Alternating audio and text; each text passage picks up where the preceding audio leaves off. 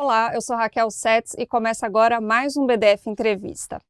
Escritores renomados assumindo que utilizam ferramentas de inteligência artificial para escrever suas obras. Empresas de IA copiando livros físicos para alimentar os seus sistemas e depois destruindo esses livros. Profissionais como tradutores e revisores sendo substituídos por ChatGPT. A inteligência artificial vem causando uma série de polêmicas e abalos no mundo literário e no mercado editorial. Para falar sobre isso, eu recebo hoje o Daniel Lameira. Ele é editor e consultor editorial. Ele é da editora Seiva, que também oferece vários cursos, né, na área de literatura. Já passou pela Aleph, pela Antofágica. Muito obrigada pela sua presença aqui com a gente hoje. Eu que agradeço, Raquel. Obrigado pelo convite. Um prazer estar aqui. Daniel, antes da gente falar dos casos, das polêmicas, eu queria começar com uma pergunta mais pessoal. Você leria um livro inteiramente escrito por inteligência artificial sabendo que ele foi feito dessa forma? Poxa, Raquel, vou te falar que eu já li um específico quando estava começando. Eu sou muito interessado em arte digital também. E na época que estava começando a borbulhar, saiu um livro que, se não me engano, chama I Am Code, que era uma autobiografia poética de uma IA. Claro, criada em parceria, né, promptada ou dirigida por dois artistas que estavam, né, imputando esse desafio à IA. E na época eu achei curioso de ver, mas é uma discussão que a gente está bem no nascer dela, né? É uma discussão interessante. Uhum. Inclusive esse caso mais recente, né, com a Olga Tokarczuk, acho que é assim que se fala o sobrenome dela, é uma autora polonesa, vencedora do Nobel, e em maio ela estava num evento, né, e ela disse que ela utiliza ferramentas de inteligência artificial. Isso causou um rebuliço.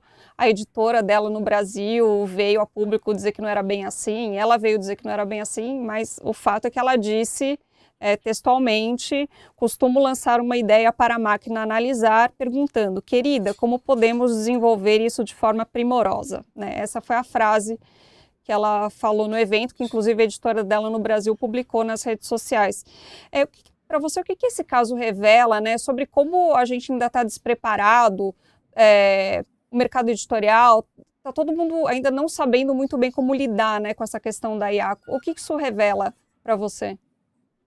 Eu acho que revela que é uma tensão, né? Uma tensão que está posta, que vem se apresentando em frentes diversas, né? Seja na polêmica do Jabuti com capa feita, né, envolvendo IA, seja nessa fala da Olga, seja na discussão de narradores de audiobooks, né, reconstituições de vozes ali para narrar audiobooks. Então, acho que o livro, de certa forma, é um símbolo de uma forma de ver o mundo, né? De uma história do conhecimento, do conteúdo, e acho que quando ele se encontra com essa nova tecnologia, tem uma tensão, uma fricção que chama atenção. Acho que é por isso também que essas discussões aparecem bem nessa área, né, artística e editorial e da literatura, menos do que em outros negócios que já estão envolvendo IA nas suas criações. Mas no caso da Olga, né, ela é uma escritora que ganhou Nobel, enfim, é traduzida no mundo inteiro. Acredito que ela deva receber adiantamentos, né, pelos próximos livros que ela vai lançar. Então, acho que no caso dela é mais uma questão de escolha individual, né? Mas aí quando a gente entra no mercado independente, muitos autores estão sendo meio que pressionados a utilizar a inteligência artificial para conseguir entregar num volume, né, de publicações que torne viável ser um autor. Queria que você comentasse um pouquinho desse impacto no negócio mesmo, no mercado, principalmente em autores menores, independentes.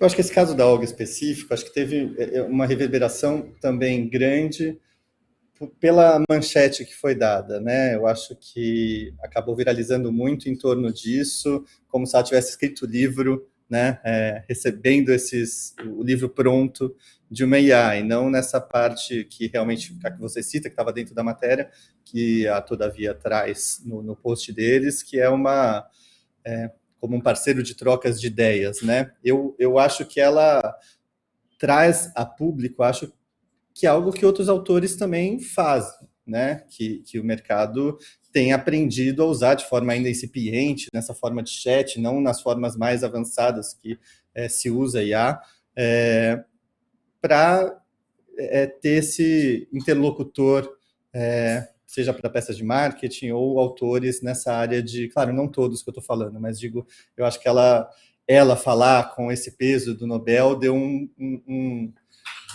expôs algo que acho que não é único ali dela, acho que é uma coisa que tem outras pessoas também fazendo. Nessa área de autores independentes que você cita, é uma área que a gente tem pouco conhecimento de números e de dados, porque é uma área que fica muito voltada para publicação no KDP, por exemplo, da Amazon, ou em outras plataformas digitais, que não abrem esses números. Então, tem toda uma cena de autoras, por exemplo, que escrevem livros eróticos em quantidades bem grandes, que talvez estejam caminhando mais por esse uso, não elas necessariamente, mas esses autores também que estão voltados para essas publicações independentes de alta quantidade, muita coisa de não ficção também. Então, né, livros que antes eram, sei lá, se pensa na Folha Explica, outros tipos editoriais que eram coisas simples de explicação de algum tema, hoje você vê aparecendo um monte também publicado independentemente. Mas, de novo, vários desses livros a gente não tem acompanhamento numérico pela Nielsen ou por outras empresas que mensuram o nosso mercado, porque vão nessa área independente e normalmente ou distribuem direto, né, esses e-books que são distribuídos em sites para você deixar o lead ali, receber, ou no KDP mesmo, que aí a Amazon não abre esses números. Uhum. Puxando uma coisinha que você falou, né, que a Olga ela utilizou a inteligência artificial meio como uma assistente ali de escrita. Você acredita que ferramentas como o ChatGPT são boas assistentes de escrita? Eu acho que tem uma boa discussão para a gente se ter. Eu acho que, claro, tem todo o lado político que a gente não pode deixar de lado na discussão, né, sobre todo as consequências negativas de acúmulo de riqueza, de destruição do meio ambiente, de falta de regulamento na captação desses dados que entregam essas respostas que a gente tem. Então, claro que esse ponto vai estar sempre posto se devemos estar usando ou não algo que tem essa falha de nascença, né? Com essa cicatriz que vai ser para sempre ali, que não parece que eles estão muito se importando, inclusive utilizando o nosso mercado editorial como uma massa amorfa de informações para eles interpretarem. Então, claro que esse ponto vai estar sempre dado. Ao mesmo tempo, eu acho que essas ferramentas vêm evoluindo de forma assustadora, assim, estava assistindo, inclusive, saiu essa semana um vídeo lá do Karnal conversando com o Claude, né? O tanto de referências, claro, que essas ferramentas podem trazer numa troca, quando você está pesquisando sobre algum tema, ou quando você está querendo pensar outros caminhos, nem que seja para negar os caminhos propostos ou ir para outro, eu acho que ela abre possibilidades. Eu acho que o Picasso tem uma frase que eu gosto, que ele fala que os computadores não servem para nada porque eles só dão respostas, né? Então, eu acho que uma parte muito importante também acaba sendo essas perguntas que são imputadas, o que você está dialogando ali, e no caso dela, aparentemente foi algo que ela gostou dessa troca, né? Então, não sei, acho que para alguns artistas pode ser algo que funcione, assim. Uhum. Mas comparando, né, o ChatGPT com um editor, tem uma perda aí, né? Quando você utiliza uma ferramenta, uma Eu máquina, acho, ou uma conversa com o editor. eu sou suspeito, né, para Uhum. dizer, para eu não querer ser substituído pelo Claude ou pelo ChatGPT, mas eu acho que também, eu acho que essa troca do autor com o editor é uma coisa muito linda e muito humana, e eu fico sempre agradecido quando eu tenho uma troca legal com os autores que eu publico. Você entende as motivações dele, você traz a sua, né, o seu repertório pessoal, você tem uma construção em dupla ou com mais pessoas, uma construção coletiva. A gente acabou de editar, por exemplo, o livro da Gabriela Biló, com O Medo e Delírio, com Pedro Inou, e o livro Juízo Final, que tem uma construção ali muito única das nossas vontades, das nossas relações que estão postas ali. Então, acho que isso é insubstituível. Isso eu acho que eu posso ficar muito tranquilo de que não tem algo que possa suplantar essa vivacidade, né? Essa humanidade dessa troca, dessas vontades, desse olhar, dessa sensibilidade que a gente tem. Ao mesmo tempo, com certeza,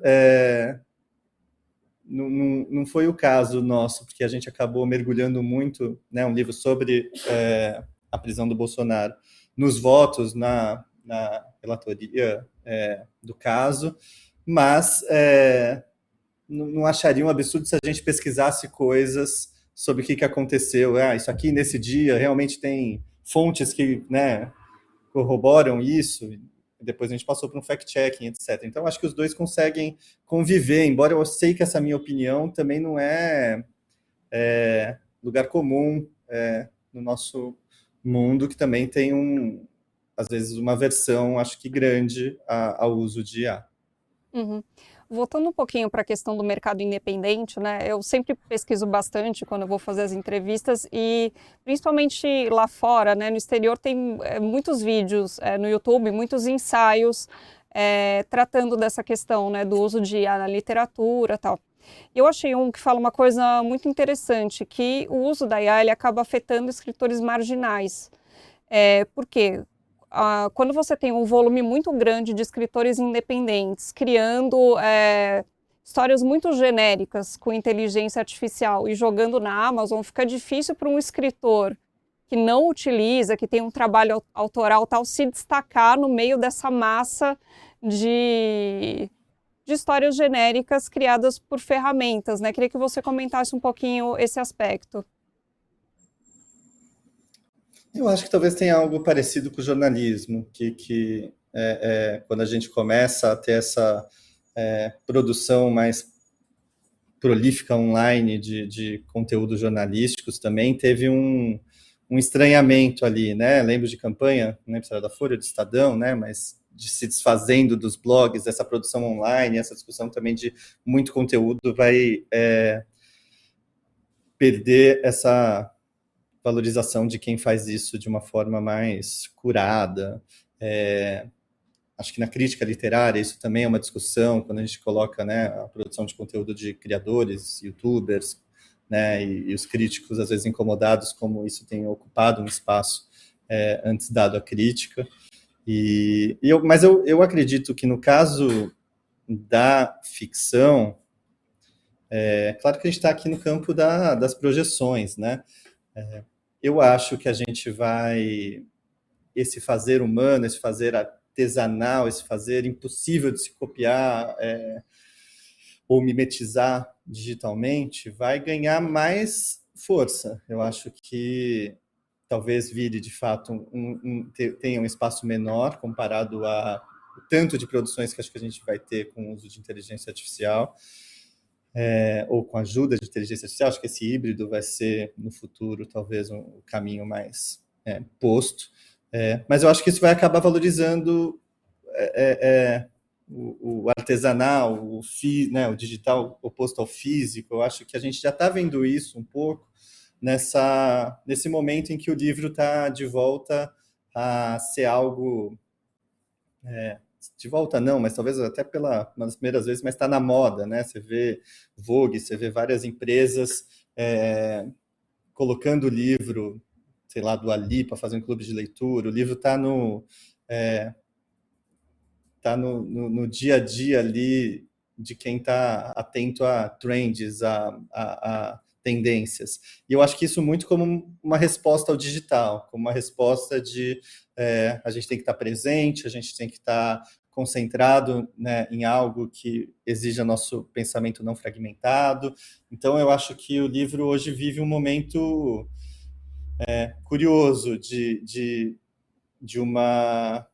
representar, né, como símbolo uma falta, uma desesperança com o digital que vem aparecendo, né, pelo cenário das big techs, pelo cenário da IA. Então, eu acredito que a ficção literária vai achar, e mesmo a não ficção também, né? Eu acho que vai se achar o que há de mais humano ali, né? Eu sei que é um paralelo chato de fazer, que a gente vê repetidamente, eu não quero fazer isso de forma anacrônica, mas você pega as artes plásticas, né, pós-fotografia, o tanto que abre de possibilidades de vanguarda ou de radicalização da pintura, né, modernismo, pós-modernismo, e eu acho que talvez a criação literária e a criação também vai experimentar uma tentativa de achar novas fronteiras que não sejam mimetizáveis. Uhum. Eu queria te perguntar justamente sobre isso, né? Você, como editor, deve conhecer bem que existe um abismo entre você ter uma ideia e escrever essa ideia, né, de forma satisfatória. E a inteligência artificial muitas vezes vem para sanar, né, esse sofrimento do escritor. Não, você tem uma ideia, joga lá no chat GPT, ele resolve para você, mas aí também se perde, né, o fazer, o artesanato da escrita, né? Queria que você falasse um pouquinho sobre isso, por favor. Eu vi uma frase ontem que eu não vou saber citar agora de quem era, mas que todo livro é um acidente de uma ideia perfeita. Então, eu acho que e a Seiva hoje, que é a minha editora e escola, que é focada em pensar criatividade, a gente tem ido muito pesquisar isso, né? O que é o erro, o que é o estilo, o que é os desafios de você colocar o que você sente e que às vezes nem você entende perfeitamente o que você está enfrentando e que as palavras ou, né, outras artes são formas de linguagem para você expressar às vezes algo que é impossível de expressar numa fala cotidiana. E isso é lindo. Eu acredito que o ato de criar vai se expandir cada vez mais. Eu tenho uma teoria pessoal de que, assim como os exercícios foram percebidos como algo essencial para a saúde humana, né? Você pensa, sei lá, quando eu era moleque, ir na academia era um nicho, né? Era um grupinho de pessoas que malhavam, não era uma coisa que as pessoas corriam, né? Como correm hoje, ou saibam da necessidade tão claramente. E eu acho que o ato de criar, de você captar o mundo e deixar ele passar por você né, se expressar de alguma forma, seja lá qual for, eu acho que isso só vai se mostrar mais necessário para a gente se entender como ser humano, para a gente entender né, o mundo que a gente se relaciona, as outras pessoas. Não sei se eu acho que isso difere necessariamente do que às vezes a gente está falando aqui, e eu acabo vestindo as duas, sei lá, estando nessas duas frentes, né? Uma é de impulsionar isso, ao mesmo tempo a outra de, como editor e como professor dessa área, entender o mercado do livro, né? Entender a parte factível e realista e financeira e de planilhas, de como que isso pode ser viável, que já é uma realidade difícil. Então, eu acho que as duas, às vezes, podem conflitar. Não sei necessariamente, eu acho que a gente vai continuar criando, acho que talvez a IA apareça como uma possibilidade de diálogo com criadores, não sei, mas, ao mesmo tempo, acho que a gente está num momento crítico. Tem um autor que eu gosto, que é o John Thompson, que escreveu As Guerras do Livro, que é o impacto do mundo digital no mercado editorial, que ele diz que a gente está né, no momento mais crítico do mercado desde a criação da prensa de Gutenberg. Então, eu acho que é um momento realmente para a gente não ficar tão tranquilos quanto ao futuro do nosso negócio. Uhum. E quando se fala em mercado editorial, em literatura, logo se pensa no escritor, mas existem diversos profissionais envolvidos no livro. Tradutores, revisores, preparadores, enfim. E a inteligência artificial, ela abre caminho para esses profissionais serem substituídos, né, por ferramentas. Você já vê essa crise acontecendo? Isso já é perceptível no mercado editorial brasileiro, por exemplo? Acho que nas grandes editoras, na grande maioria dessas editoras sérias que a gente acompanha de mercado, acho que ainda não. Acho que são ainda editoras que valorizam esses profissionais, né? A gente aqui, eu sei que colegas de editoras grandes não têm substituído profissionais para uso de IA hoje. Acho que algumas outras editoras já fazem isso, não publicamente, não de forma a divulgar, mas que já estão, às vezes, traduzindo com IA e só passando os livros para um preparador, depois dar um tapa nesse texto, ou tirando uma revisão. Acho que diagramação, eu imagino que a diagramação tradicional é uma área que talvez esteja um pouco ameaçada. Capas, claro, em edições independentes, editoras pequenas, acho que ao mesmo tempo, para mim, essa presença, né, por exemplo, de um bom capista, de um bom designer, de bons tradutores, pode ser um diferencial para algumas empresas, né, inclusive para divulgar para esse público, como que hoje eu crio uma capa que saia desse lugar comum que a IA vai colocar né, no mercado. Então, acho que sim, acho que alguns profissionais acabam, né, estão com mais dificuldade hoje, principalmente profissionais talvez que não sejam, né, os mais reconhecidos das suas áreas, talvez um lugar mais de começo desses profissionais. Isso já aconteceu no passado com outras cadeias, né, na mudança de impressão do livro, na digitalização da produção editorial, e acho que a gente está sendo possível da gente ver. Eu acho que ainda tem outros perigos também no horizonte, um pouco mais radicais, talvez. Por exemplo, hoje o mercado brasileiro é muito dependente de licenciar os livros, né, que saem lá fora. Sei lá, você vai lançar um Dan Brown, você vai lançar uma Colin Hoover, você vai lançar mesmo a gente aqui, né, que lança, sei lá, livros de arte, muitos de autores de fora do Brasil. Então, como que em outros mercados várias empresas já fazem lançamento mundiais? Você pega na área de jogos, que antes tinham empresas no Brasil, como a Brasoft, que pegava esses jogos para lançar aqui e faziam suas campanhas de marketing, traduziam e produziam aqui, embalavam. Hoje vocês já tem uma solução que eles lançam para o mundo inteiro, só contratando empresas, às vezes, de localização em cada lugar.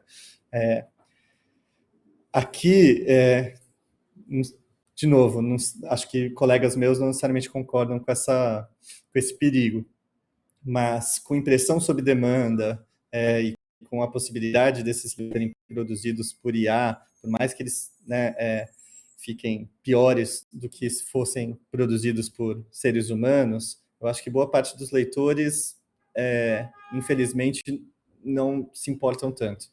Então, eu acho que esse também é um risco que pode estar no horizonte, como outros que a gente consegue vislumbrar aí, alguns tipos de livro, por exemplo. Você pega nos últimos 20 anos, teve uma queda de 40% de venda de livros, se eu estiver falando certo, informação da Mariana da Nielsen, nas pesquisas que ela faz. E vários desses livros, na verdade, o que aconteceu foi que vários livros não necessitam mais, não são precisos existir.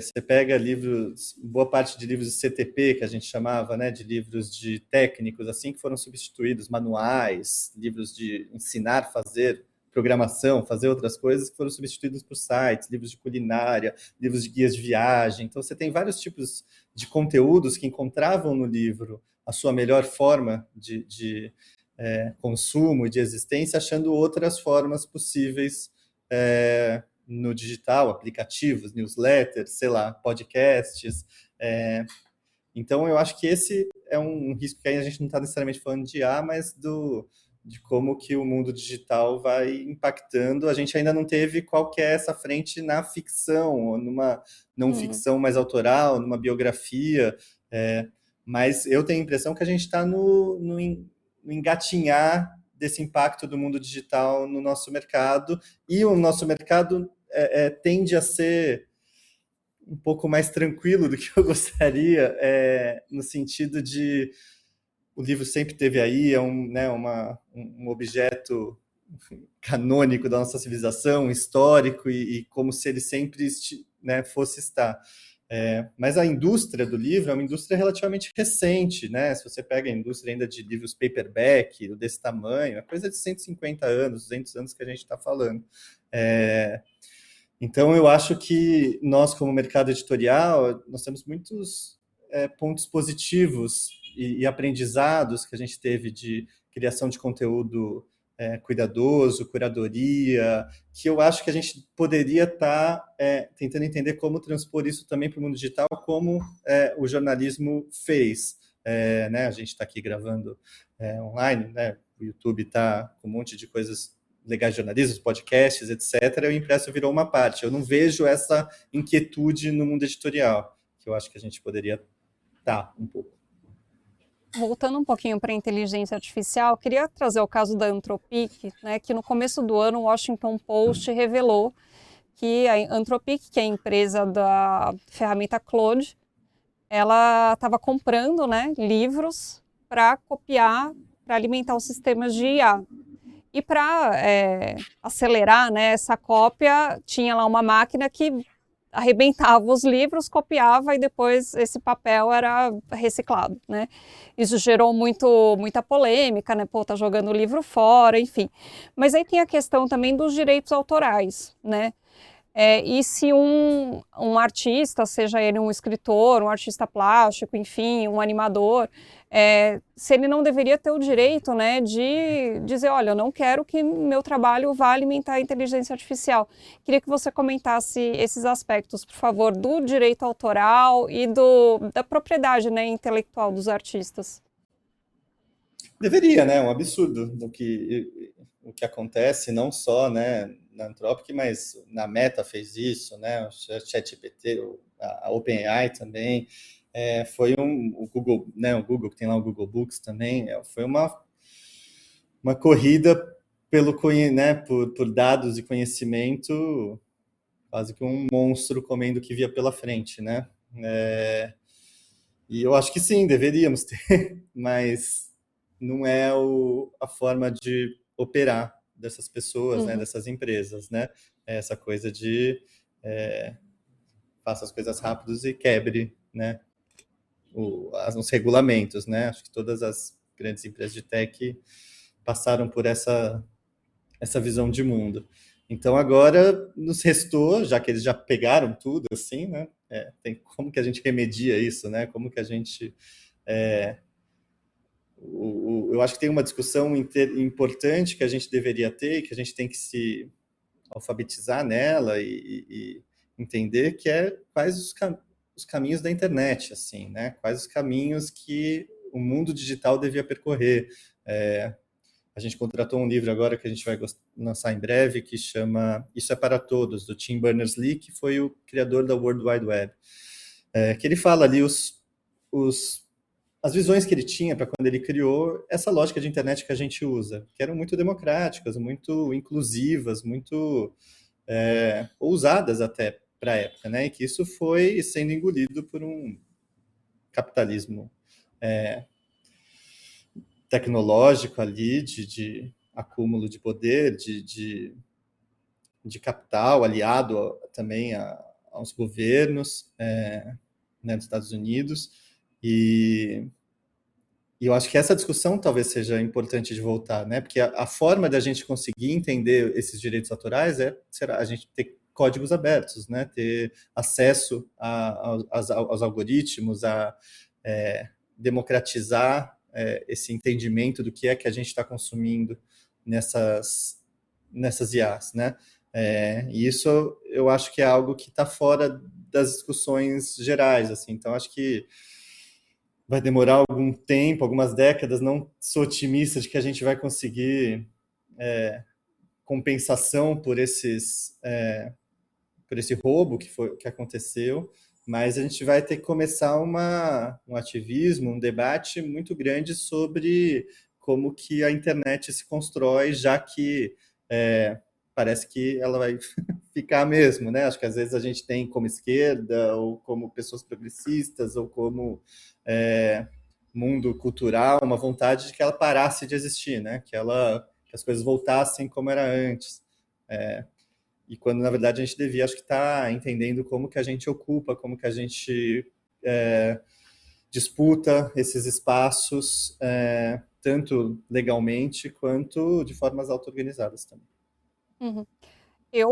Pessoalmente, eu sou bastante, não só pessimista, eu sou quase catastrófica quando se trata de inteligência artificial, assim, e das big techs, né, que estão na mão de pessoas, né, bastante questionáveis, para dizer o mínimo.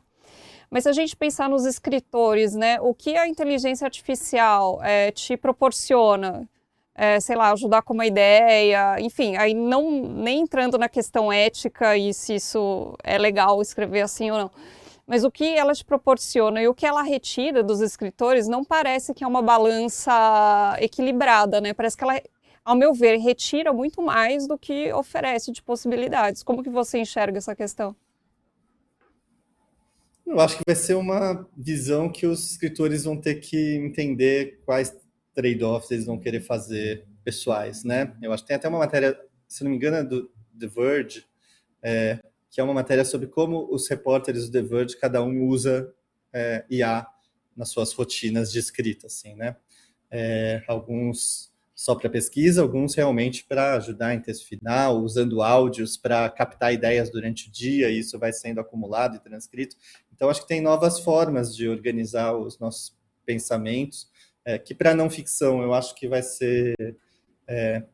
De novo, estou aqui considerando que a IA é um fato que não vou entrar aqui na grande vontade de que a gente tivesse toda essa regulação que está além do nosso campo de forças, assim, né? Como profissionais da cultura aqui.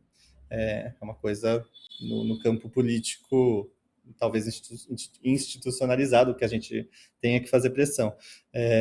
Mas, dado que isso está aí, que talvez as pessoas queiram entender quais são os benefícios, eu acho que cada um vai achar seus fluxos de organização pessoal quanto a isso, guardar ideias, tirar uma foto de um livro que você está lendo e pedir para ele guardar, fazer uma primeira versão de algo, criticar um parágrafo que você escreveu, ou a negação total também disso, que é digna e válida e que talvez seja, para alguns, virtuosa, orgulhosamente, né, de falar sobre isso. Eu não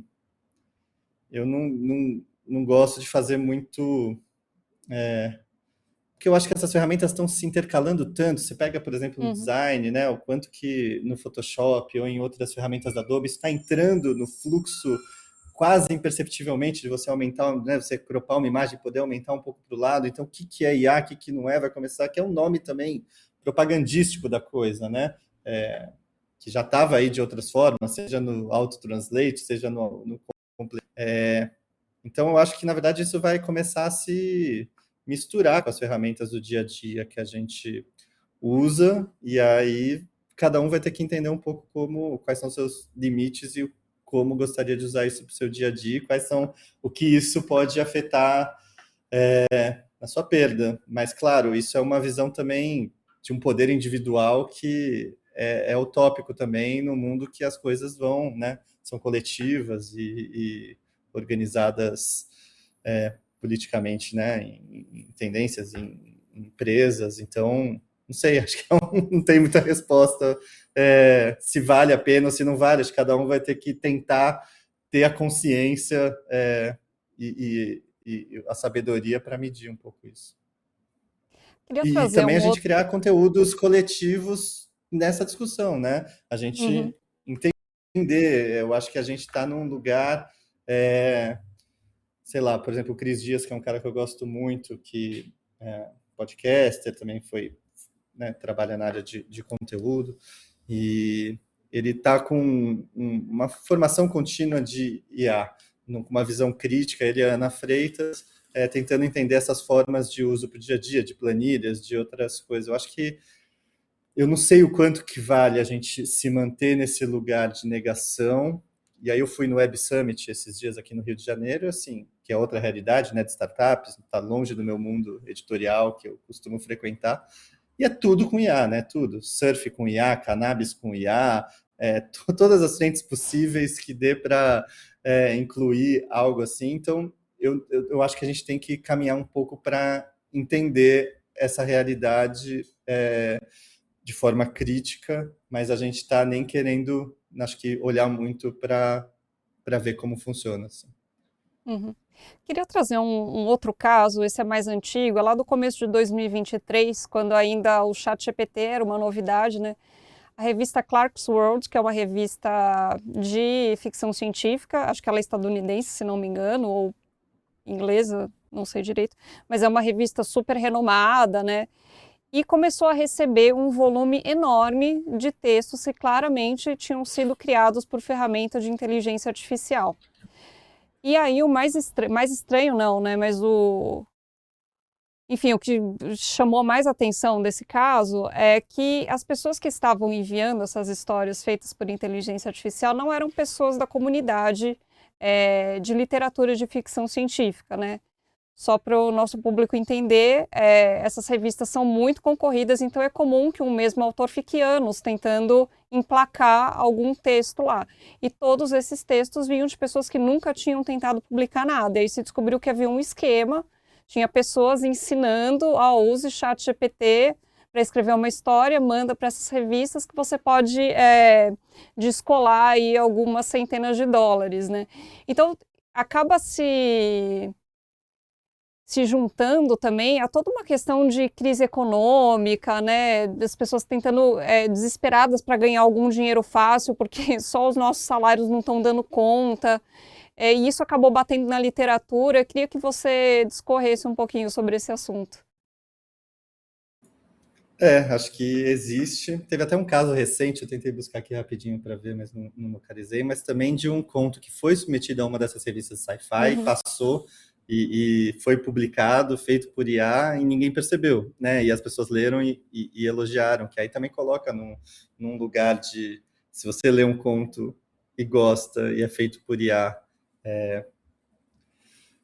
qual que é o seu sentimento quanto a isso, né? Qual que é a sua... você se sente mal, se sente culpado? Acho que já teve também pesquisas, né, das pessoas mostrando pinturas feitas por IA e tradicionais, pedindo para as pessoas escolherem quais que elas mais gostam, escolhendo.